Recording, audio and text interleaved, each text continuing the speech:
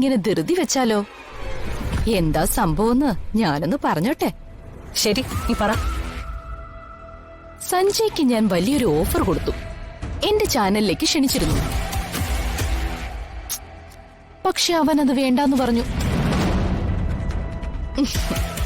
നീ അതോർത്ത് സന്തോഷിക്കണ്ടേ പൂർണിമേ? ഇനി അധിക കാലം സഞ്ജയ്ക്ക് പിടിച്ചു നിൽക്കാൻ പറ്റില്ല. കഴുത്തോളം കടത്തിൽ മുങ്ങിക്കഴിഞ്ഞു. രക്ഷപ്പെടാൻ ഏതെങ്കിലും ഒരു കച്ചിത്തുരുമ്പിൽ പിടിച്ചേ മതിയാവൂ. ഇന്നല്ലെങ്കിൽ നാളെ സഞ്ജയ് എന്റെ വഴിക്ക് വരും. ഇത് പറയാനാണോ നീ എന്നെ വിളിച്ചത്? സീതാര, ഇതൊന്നും എന്നെ ബാധിക്കുന്ന കാര്യങ്ങളുമല്ല. സഞ്ജയന്റെ മകളുടെ അച്ഛനാണ്. അതിനപ്പുറം ഞങ്ങൾ തമ്മിൽ ഒരു ബന്ധവുമില്ല. നീ സഞ്ജയ്ക്ക് ജോലി കൊടുക്കോ, പണം കൊടുക്കോ, കൊടുക്കാതിരിക്കോ, എന്ത് ചെയ്താലും അതെന്നെ അഫക്റ്റ് ചെയ്യില്ല. വെറുതെ നുണ പറയലേ പൂർണിമേ. നിന്റെ മനസ്സിൽ സഞ്ജയ്ക്കുള്ള സ്ഥാനം എന്താണെന്ന് മറ്റാരെക്കാളും എനിക്ക് നന്നായിട്ടറിയാം. നീ സ്വന്തമെന്ന് കരുതുന്നതെല്ലാം നിനക്ക് നഷ്ടപ്പെടും. നീ ജയിച്ചെടുത്തെല്ലാം നീ പരാജയപ്പെടും. ഒടുവിലെല്ലാം നഷ്ടപ്പെട്ട് നീ എന്റെ കാൽ കീഴിലെത്തും. ഒരിക്കലും നടക്കാത്ത കാര്യങ്ങൾ സ്വപ്നം കണ്ട് നിന്റെ ജീവിതം വെറുതെ ഇങ്ങനെ തീർന്നു പോകും താര. അല്ലാതെ ഒന്നും സംഭവിക്കാൻ പോകുന്നില്ല. വെറുതെ എന്റെ സമയം കളാതെ വെച്ചിട്ട് പോയേ താര.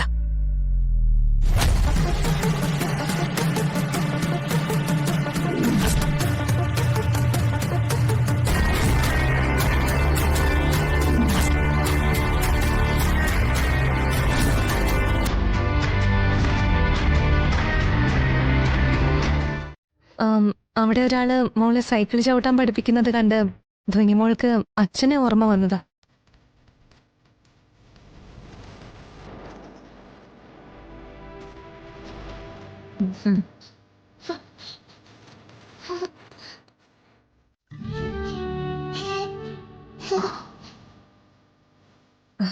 മോൾക്ക് അച്ഛനെ വല്ലാതെ മിസ് ചെയ്യുന്നുണ്ടല്ലേ? വലിയവരുടെ വാശിക്കും വഴക്കിന് മുന്നിൽ പെട്ടുപോകുന്നത് ഒരു തെറ്റും ചെയ്യാത്ത കുഞ്ഞുങ്ങളല്ലേ ചേച്ചി?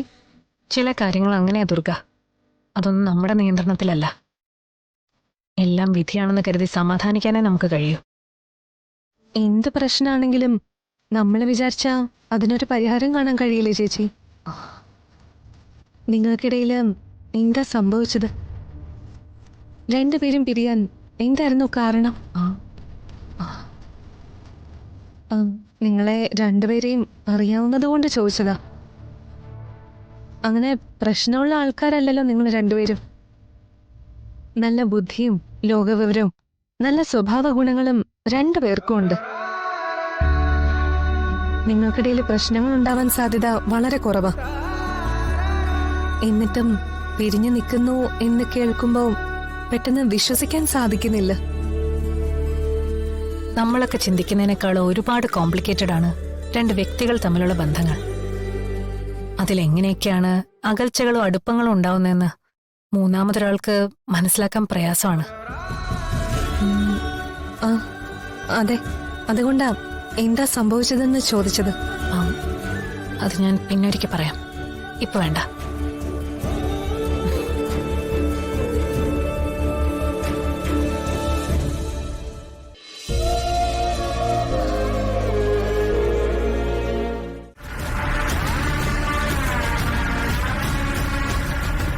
കിരണിന്റെ കാര്യത്തില് എന്തൊക്കെയോ രഹസ്യങ്ങളുണ്ട്.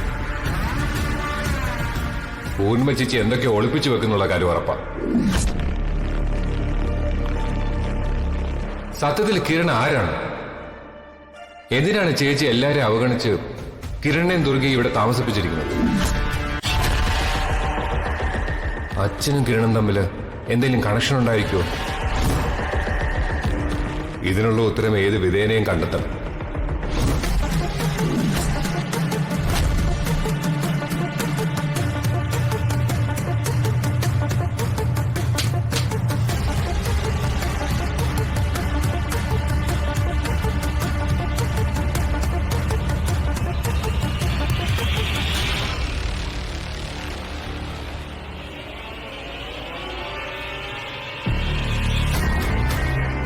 പൃഥ്വിയാണ്.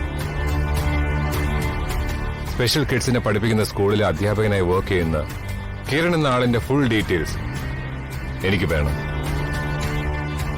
അതെ, പേഴ്സണൽ ആവശ്യത്തിനാണ്.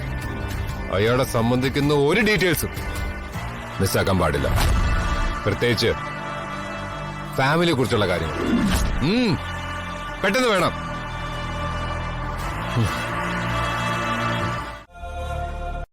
അക്ഷിത ഇവിടെ ഉണ്ടെന്ന് അറിഞ്ഞിരുന്നെങ്കിൽ ഞങ്ങൾ നേരത്തെ വന്നേനെ അല്ലേ അച്ഛാ? അതെ, അക്ഷിത കല്യാണം വിളിക്കാത്തതുകൊണ്ടാണ് ഞങ്ങളിത് അറിയാതെ പോയത്. അത് കല്യാണാലോചന വന്നതും കല്യാണം നടന്നതും ഒക്കെ പെട്ടെന്നായിരുന്നു. അതുകൊണ്ട് ഫ്രണ്ട്സിനെ ആരെയും വിളിക്കാൻ പറ്റിയില്ല. അടുത്ത കുറച്ച് ബന്ധുക്കളും മറ്റുമൊക്കെ ഉണ്ടായിരുന്നുള്ളൂ. ഹേയ്, അതൊന്നും സാരമില്ല. ഞാൻ പറഞ്ഞു വന്നപ്പോ അറിയാതെ പറഞ്ഞേ ഉള്ളൂ. ഓക്കെ. അല്ല, എന്ത് കോൺട്രാക്ടിന്റെ കാര്യം നിങ്ങൾ സംസാരിക്കാൻ വന്നേ? ഞങ്ങൾക്ക് TV പ്രോഗ്രാംസ് മാർക്കറ്റ് ചെയ്യുന്നൊരു കമ്പനി ഉണ്ട്. അതിന്റെ കാര്യവുമായി ബന്ധപ്പെട്ട് പുതിയ പ്രോഗ്രാമിന്റെ മാർക്കറ്റിംഗ് കോൺട്രാക്ട് കിട്ടുമെന്ന് അറിയാനാ. ഓ, നല്ല അഡ്വർടൈസിംഗ് കമ്പനികൾ ഇപ്പൊ നമുക്കുണ്ട്. നല്ല എമൗണ്ടിന് ബിസിനസ് സെറ്റാക്കാൻ പറ്റും. ആ, പുതിയ കോൺട്രാക്ട് കൊടുക്കുന്നുണ്ടെന്ന് ഞങ്ങൾ അറിഞ്ഞു.